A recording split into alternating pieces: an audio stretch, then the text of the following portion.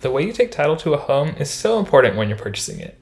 It can have effects on your finances and how the home is passed on to any successors. Today, we're going to take a look at 5 common ways to take title in California.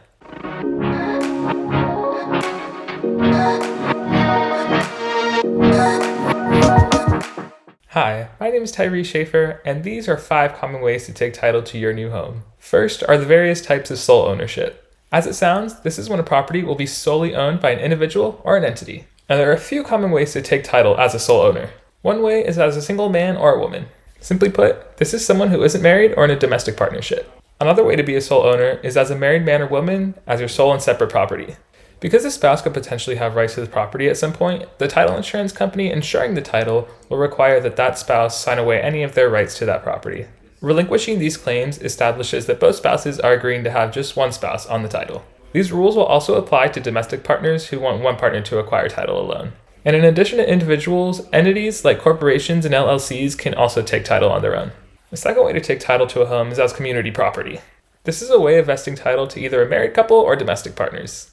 In California, real property conveyed to either a married person or a domestic partner is considered community property unless stated otherwise. And since the property is owned equally, both spouses or domestic partners must sign all the documents when transferring the property. Each owner, however, does have the ability to give away their portion of the property to another individual when they die. This isn't the case, however, with our third way to take title, community property with the right of survivorship. Like it says in the name, this is basically the same thing as community property, but with the added benefit of the right of survivorship. What this means is that when one spouse dies, the surviving spouse automatically assumes all interest in the property. So even if the spouse who passed away wanted to pass on their interest in the property to another individual, they wouldn't be able to. A fourth way to take title is joint tenancy. In a joint tenancy, 2 or more people can be buying the home, but everyone's interest in it has to be the same. So whether you're buying a home with 5 friends or buying it with your spouse, everyone's ownership in the home must be equal. And this way of taking title is also subject to the right of survivorship. So if any of the joint tenants were to pass away, their interest in the property would automatically be divided among the other joint tenants.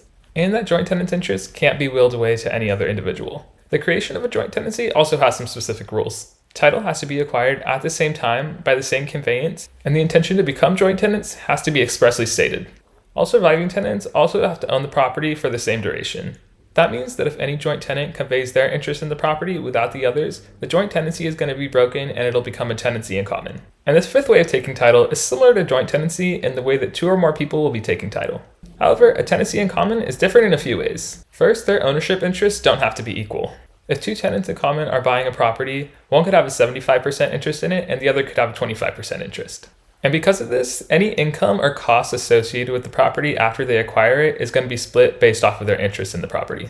So if the 2 co-tenants were to rent out the property, that first co-tenant with a 75% interest is going to get 75% of the income, but they'll also be responsible for 75% of the costs. And another difference between joint tenancy and a tenancy in common is that there's no right of survivorship with a tenancy in common. That means that each co-tenant can sell, lease, or convey their interest in the property at any time. And unlike a joint tenancy, tenants in common can own their interest in the property for different durations. Existing co-tenants can convey their interest at any time, and new co-tenants can acquire an interest at any time. So as you can see, there are a lot of different ways to take title, and one might be better for you than another. There are also other ways to take title that weren't covered in this video, so it's best to talk to a real estate lawyer or your tax advisor before making the decision on how to take title. Thank you for watching this video, and if you enjoyed it, hit that like button. I'd also appreciate you hitting the subscribe button if you're interested in learning more about real estate. And as always, feel free to reach out to me through Instagram or email. It's linked down below, and I'll catch you in the next video.